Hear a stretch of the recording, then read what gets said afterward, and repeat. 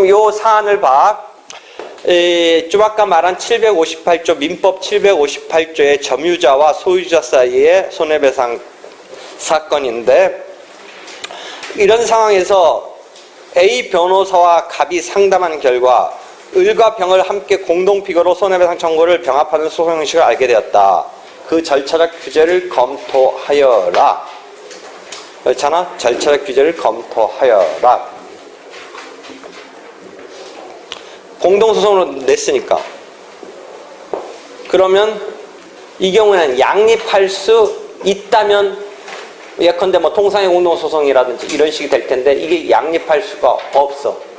양립할 수가 없으니까 이 경우에 예비적 선택적 공동소송 틀을 지금 생각해 보라 이거지. 그래서 예비적 선택적 공동소송 틀을 가지고 그 절차적 규제를 생각해 보면 되지.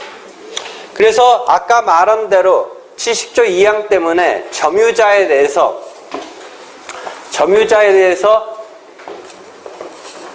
주의무를 다했다고 친다면 원고의 Y1 점유자에 대한 청구는 패소하고, 주의무를 다했다면 소유자는 무과실적 책임으로 X가 Y2에 대해서는 승소하게 된다. 분쟁의 통일적 해결이 된다. 근데 이게 별개로 청구가 1이 있고 2번 청구가 별개로 후차적으로 있을 때 이게 꼭 통일적으로 가지런하게 이쪽에서 진 이상 이쪽에서는 이기는 것으로 간다라는 보장이 별도로 벌릴 때는 없다라는 거지. 기판력이 작동하는 게 아니기 때문에 뭐 실제로는 가지런할 이런 상황이겠지만, 그렇지. 그러니까 그 실제와 지금 이론상 이런 거 만에 하나 때문에 이제 예비적 이런 공동소송을 필요성을 생각을 해서 한 절차에서 X가, 그러니까 별도로 벌렸을 때는 양쪽 누구한테 다 패소할 이런 의무를 안게 되는데, 실제법에서 인정한 적어도 어느 한쪽에는, 즉 소유자한테는 무과실적 책임으로 손해배상을 받을 수 있는 이런 실체법이 마련한 그런 상황이 소송법에서 이게 뒷받침이 안 되는 상황이 나올 수도 있는 것이다 가 출발점이지. 그래서 그것을 한 절차에 묶어내면 가지런하게 통일적으로 나올 것이다 라고 이 절차적 규율이 의미가 있는 것으로 쓰이는 것이지. 그래서 첫 번째가 그런 상황이 나오네. 그래서 하나 조금 더 그냥 설명은, 이 요건에 있어서 양립할 수 없는 경우이다. 예컨대 부진정 연대채무 같은 거는 뭐 판례가 안 나와도 생각해 볼 수 있는 건데, 판례도 뭐 그렇다고 하고, 그건 양립할 수 없는 경우는 아니다. 부진정 연대채무 같은 경우는 그러니까 예비적으로 이런 양립할 수 없는 경우는 아니다. 그래서 그런 경우에는 예비적 선택적 공동소송이 아니다. 부진정 연대채무의 경우는 뭐 그런 거죠. 그 다음에 실제 787면 중하단부 있는 판례 2007년 거는 아파트 입주자 대표회의의 대표자 또는 구성원의 지위 확인의 수를 그 개인으로 내느냐, 그 아파트 입주자 회의로 내느냐가 아리까리하니까 도중에 그 대표자 개인한테 소송을 냈다가 아파트 입주자 회의라는 그 권리 능력 없는 사단을 추가한 사안에서 이 경우에 소송법적으로 양립할 수 없는 경우, 그러니까 어떤 권리 능력 없는 사단이냐 또는 그게 법인격과 관련해서 그냥 대표자 개인의 이런 상황으로 해야 되느냐 피고를, 그런 것이 아리까리할 때에 있어서 피고 적격, 당사자 적격의 문제가 아리까리할 때 이런 경우 등까지도 법률상, 즉 소송법적으로 아리까리한 경우에 있어서 양립할 수 없다라고 봐줬던, 조금 더 특이하달까? 조금 더 범위가 우리가 생각했던 어떤 실체법적인 측면 말고 소송법적인 피고 적격 갖고도 낼 수 있도록 한 2007년 판례가 그 오른쪽 중하단부에 2007년 판례가 있네. 그래서 그 요건이 하나 중요하고, 그 다음에 심리함에 있어서 절차는 66조가 아니라 67조로 진행되는데, 다만 그 경우에 있어서 판결에 있어서 70조 2항이 있다라는 거죠. 계속 반복되는 거죠.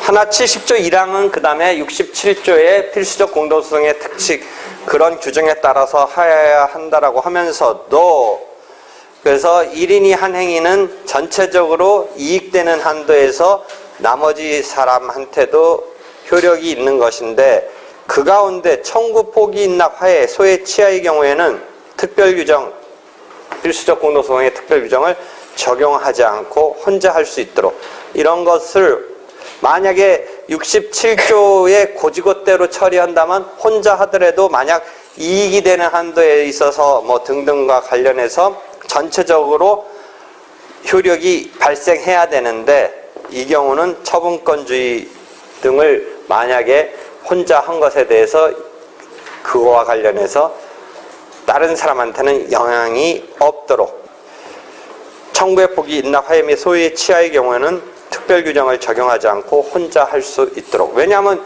67조를 적용하면 이게 이익되는 행위가 아니니까 어떻게 되냐면 만약 이익되는 행위가 아닌 것으로 이것을 갖다가 봐준다면 혼자 하고 싶어도 못 하는 거야. 혼자는 물론 사실적으로 혼자 할 수는 있지만 전체적으로 효력이 없다는 의미는 못 한다는 의미가 되는 거야. 무슨 말인지 알겠지? 그래서 처분의 자유, 처분권주의 이런 관련해서 그런 거 정도는 혼자 하게 하도록 하자. 67조에 따르지만 혼자 할 수 있도록 하자라는 이게 70조 1항의 단서에 67조가 본문에 가도록 하되 통일적으로 진행하도록 하되 그 단서가 70조 1항 단서가 이런 거는 혼자 할 수 있도록 한다. 요 부분도 그래서 자꾸 시험 물어보는 거야. 이게 시험을 자꾸 물어보는 게 70조 1항 단서 그 다음에 70조 2항 모든 이런 판결을 해줘라 뭐 이런 것 등이 자주 물어보는 거죠. 그 다음에 조문은 없는데 이제 상소는 그럼 어떻게 될 거냐. 조문은 없는데 상소는 어떻게 될 거냐 이 것이죠. 그래서 X가 이런 예비적 공동소송을 했는데 이렇게 인정되더라도 예비적 부분에 대해서는 지금 본래의 예비적인 의미에 충실하려면 이 판단 안 해줘야 되는데 이 경우는 해줘라죠. 이렇게 돼야 되죠. 70조 2항이. 이번 케이스는 만약에 이렇게 됐으면 어떻게 돼요? 주의적 부분에 대한 게 있고 이 경우는 당연히 뭐 예비적 부분에 대한 판단을 가는 거죠. 원래 예비적 본질에 따라서 주의적 부분이 기각되면 예비적 부분에 가서 예비적 부분이 받아들여지겠죠. 이게 예비적으로 엮이지 않고 별개로 묶이면 둘 다에서 깨질 수 있다. 뭐 그런 얘기는 계속 반복되는 거죠. 이렇게 됐는데 근데 이 경우에 패소한 Y2만이 항소를 했어요. 패소한 Y2만이 항소를 했어요. Y1도 항소를 안 하고 X도 항소를 안 했다고 쳐봐요. Y1은 사실은 이겼죠.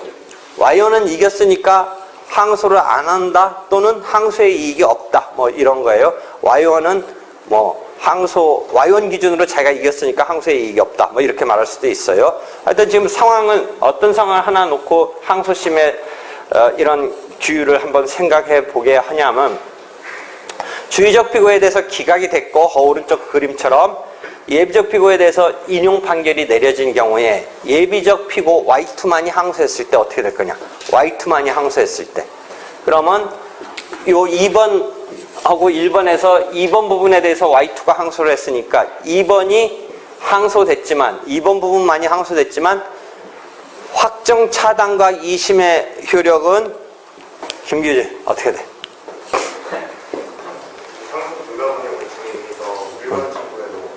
1번 청구도 확정이 차단되고 2심이 되지. Y1은 항소의 이익이 없다면 없을 수 있어. 그래서 Y1 항소는 지금 생각해보지 않는 거야. 즉 1번 청구 부분은 X도 항소를 안 했어. X는 1번 청구에서 패소했으니까 항소하려면 항소의 이익은 뭐 있다고 볼 수 있어. 그렇지? 뭐 이렇게도 얘기해. 어떤 사람은 이렇게도 얘기해. 1번은 깨졌지만 2번은 받아들여졌으니까 X1 입장에서 미니멈은 받아들여졌으니까, 예비적은 받아들였으니까, 차선은 받아줬으니까 불만 없는 거 아니냐, 이렇게도 보려면 볼 수도 있어. 그래서 항소 이익에서 약간의 뭐 추가적인 그런 논증도 할 수는 있는데, 뭐 대체적으로 먼저 내세운 거가 안 받아들여졌으니까 항소 이익이 있다고 볼 수 있어. 그렇죠? 근데 전체적으로는 꼭 받아들여진 거 아니냐, 예비적으로 내세운 건 받아들여진 거 아니냐, 뭐 이렇게 볼 수도 있는데, 하여튼 X는 항소 이익이 있다고 볼 수 있어. Y1은 그 1번 부분에 대한 피고인 Y1은 자기 부분은 막아낸 거니까 항소 이익이 없다, 뭐 이렇게 얘기해.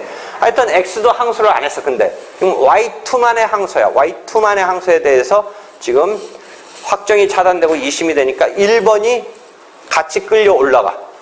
그러니까 이게 이 규정을 만들기 이전에 하나 이론적으로 문제가 지적됐던 게, 이런 것을 니들이 원하는 거는 분쟁을 통일적으로 해결할 수 있는 장점 때문에 별도로 벌림했을 때 이게 안 맞아 떨어지면서 이상해지는 것을 이걸 인정한다면 이렇게 가지런하게 통일적으로 나온다라는 것 장점 때문에 인정해 주려고 하는데, 만약에 항소가 됐을 때 이게 통상의 공동소송, 원래 지금 70조의 규율을 그렇게 세팅해서 그렇지, 원래 본질로 가면 절차는 이게 필수적 공동소송 분명히 아닌 거니까 66조로 가야 된다고 한다면 공동소송 독립의 원칙이 적용되고, 그 다음에 확정차단 2심이 별개로 벌어지면서 이게 분리가 돼. 1심에서 2심이 되면서 자칫하다가 어떤 일부분만이 항소했으면, 그러면 너희가 통일적인 분쟁 해결을 한다는 장점조차 그런 상황에서는 혹시 안 될 수 있는 거 아니냐의 그 부분에서의 또 비판도 있었어.